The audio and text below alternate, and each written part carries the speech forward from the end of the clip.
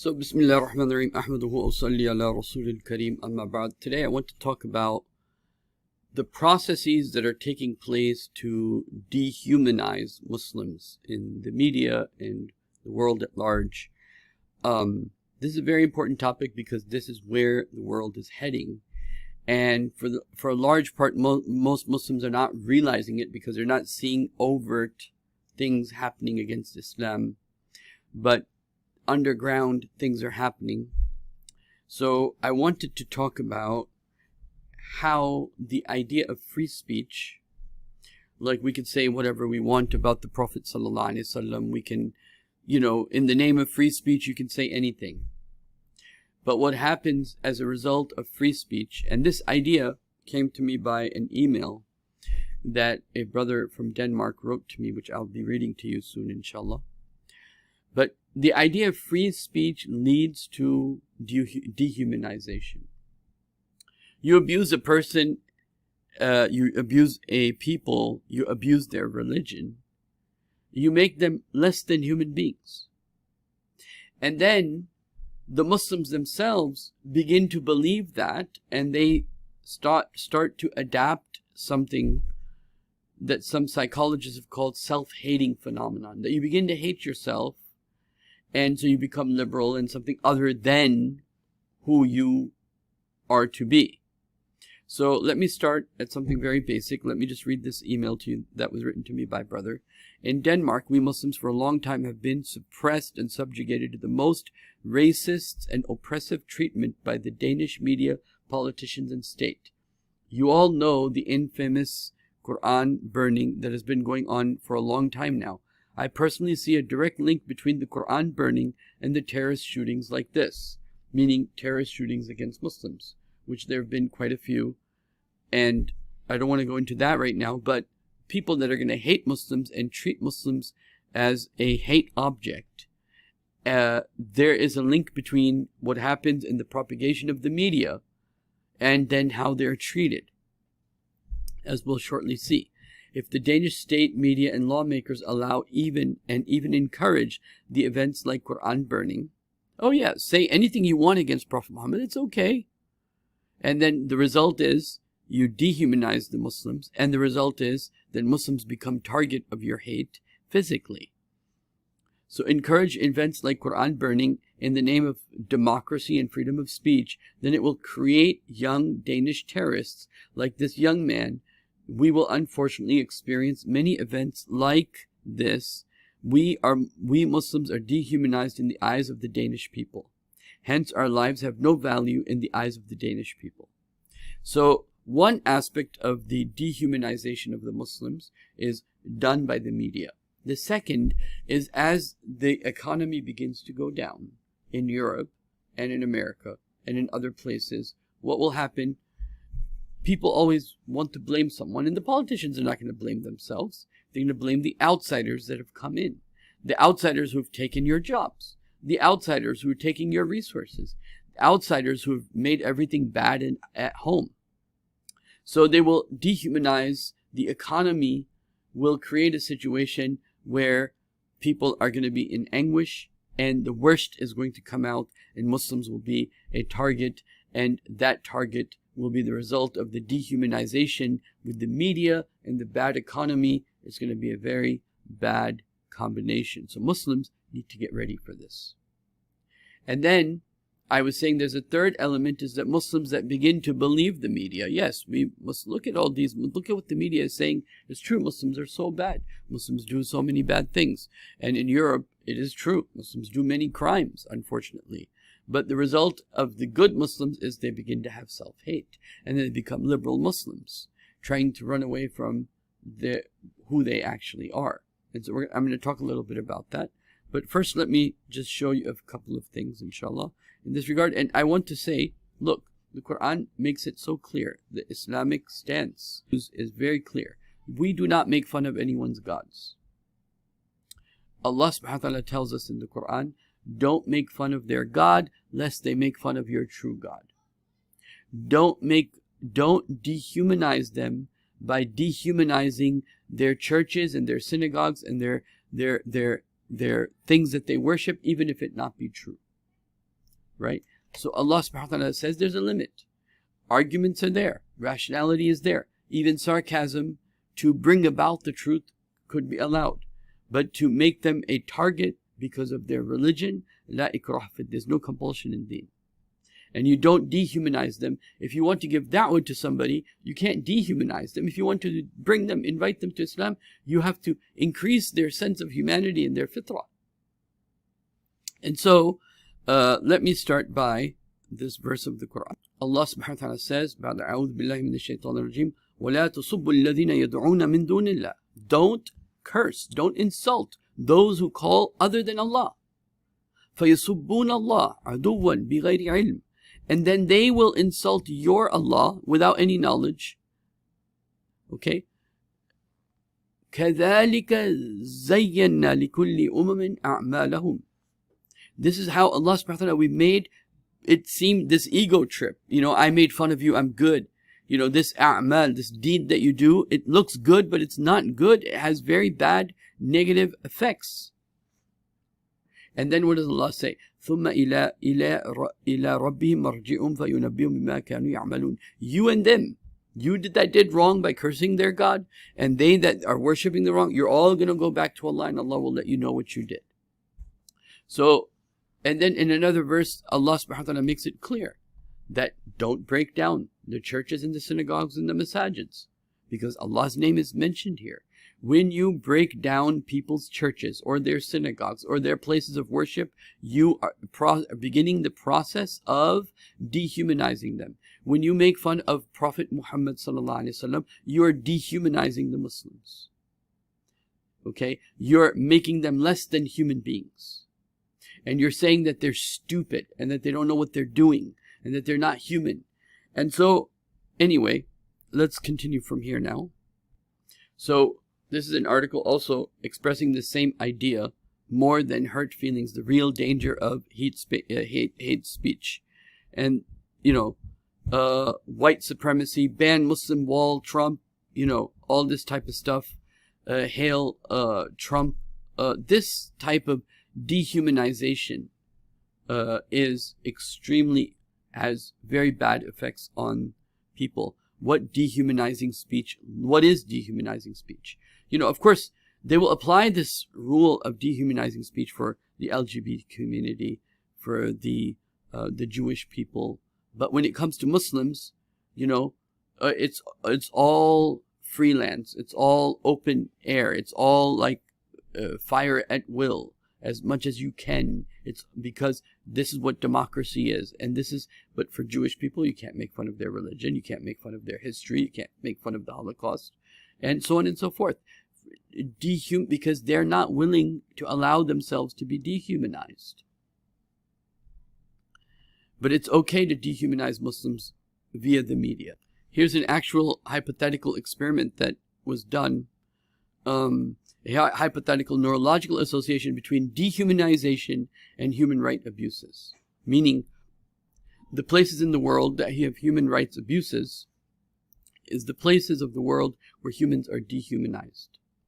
And so, very soon, you'll find, as we are finding, that the dehumanization and then physical assault, including human abuses, are going to happen to Muslims, particularly in the West, particularly as the economy begins to fall. The normalization of hatred, identity, affective polarization, dehumanization on Facebook in the context of tractable political conflict. Now, I want to mention that we live in a time of a different type of war.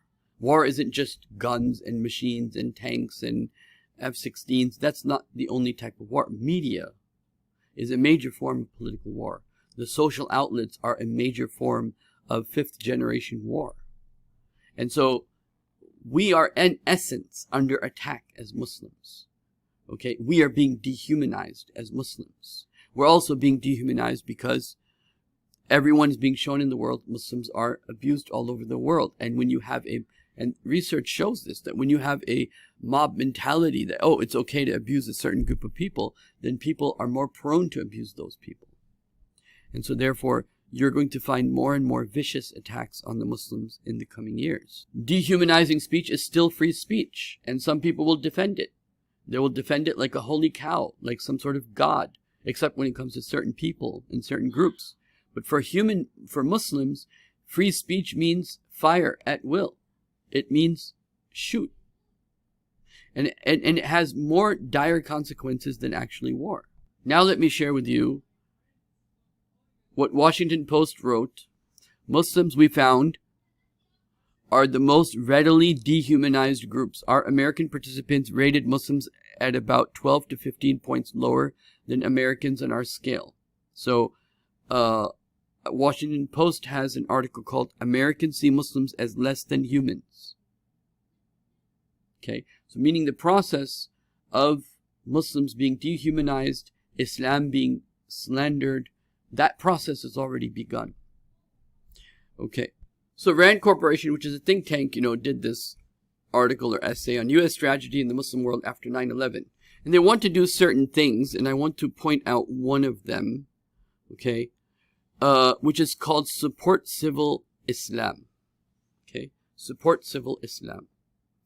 What does that mean? That means that you have to create a situation where Muslims want to be civil. They want to not be radical. They don't want them to be, they want them to fit in society. And in order to fit into society, they have to attack you so that you will then not be that thing that they're attacking, and then you will be something other than what they're attacking. And so you have to be part of civil, democratic society, right? So they don't want Khilafah.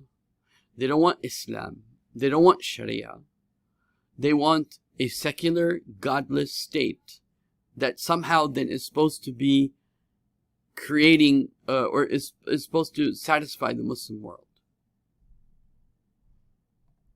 And that can only happen if the Muslims are thoroughly brainwashed.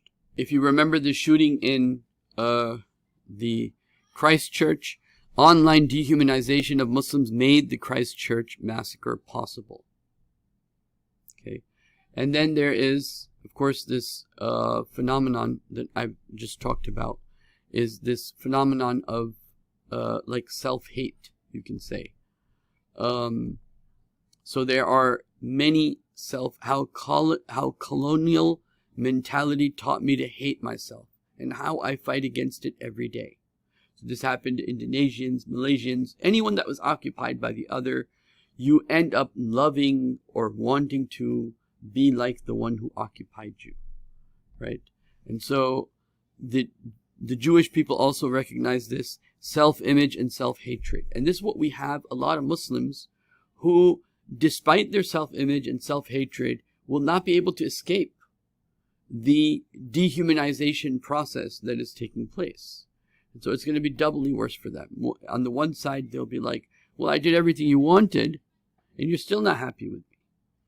On the origins of Jewish self-hatred. And the Jews also talk about this. Right? So what's the lesson here today? The lesson here today is that as Ukraine, through its Nazis and fascists, recruits more KK-type people and creates more KK-type people, more of the white supremacist people on the one side, at a very high pace, which inshallah I will talk in detail about soon. On the other hand, what is the media doing? And where is the economy going? And this process, and Washington Post is already saying, the dehumanization of the Muslims has already occurred. So where does that put the future generations? Where does that put the future of Islam? What are we supposed to do in response? The only thing to do in response to this is that we Muslims, rather than being part of democratic this and republican this, and think that this is the only way to have a political voice, which again, you're not thinking, to me at least, you're not thinking Quranically, and you're not thinking prophetically. In a situation where two parties, whether it's the Labour and the Conservative, or whatever two-party systems there are in the Western world, whatever party system you have, unless the Muslims are not in a jama'ah and they don't have an emir, And they are not working amongst themselves in this process that the prophetic process taught us, that you must have an emir, you must have a jama'ah, you must have your own culture, you must have a society within a society, you must create your own bubble in which you can raise kids to engage with the larger society but is not part of the melting pot.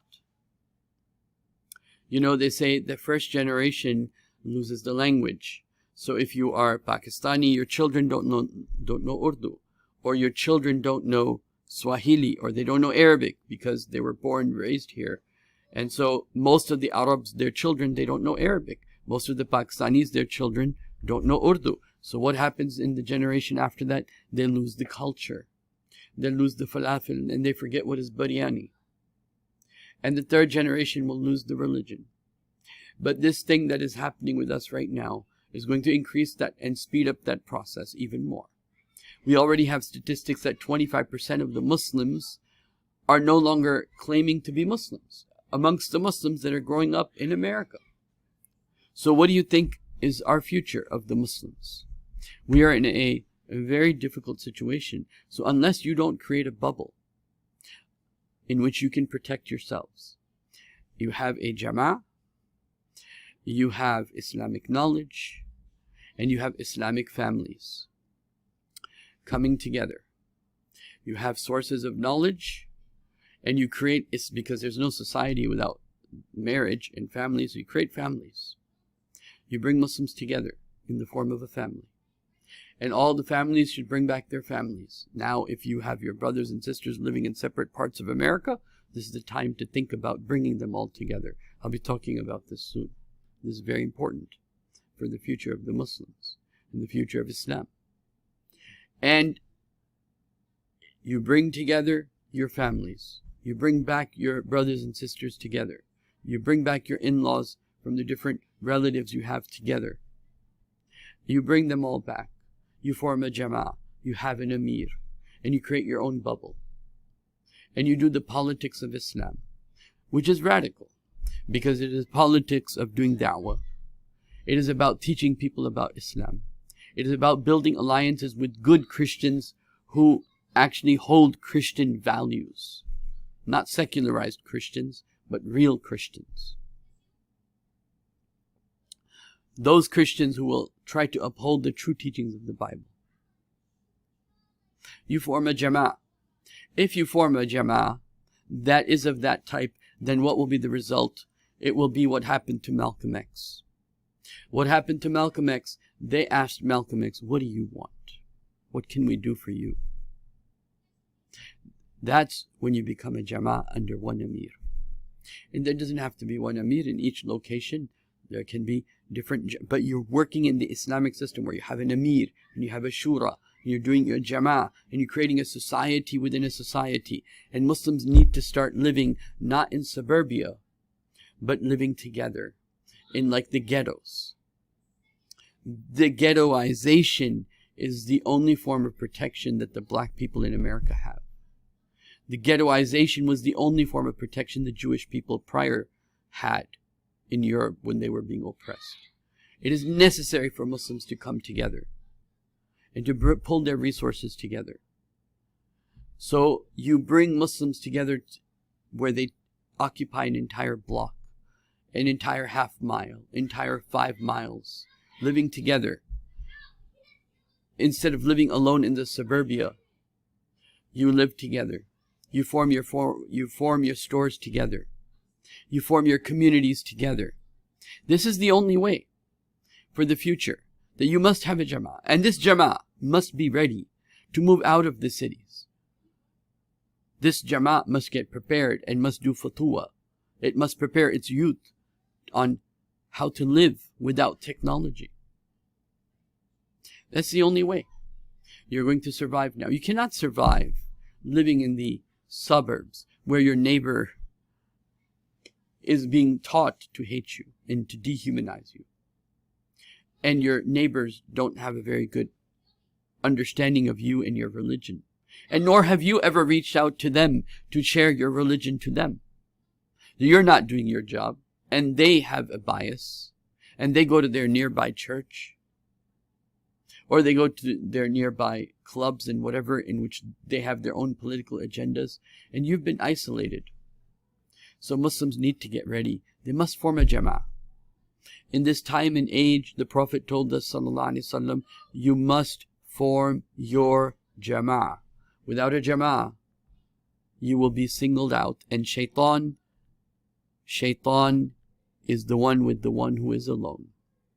So if you're a Muslim family, or a Muslim living in suburbia, or somewhere out there 10 miles away from the masjid, 10 miles or hundreds of miles away from any Muslim community, you need to move and not make your job or your business or your trade or your whatever you got as the priority of your life, of where you live.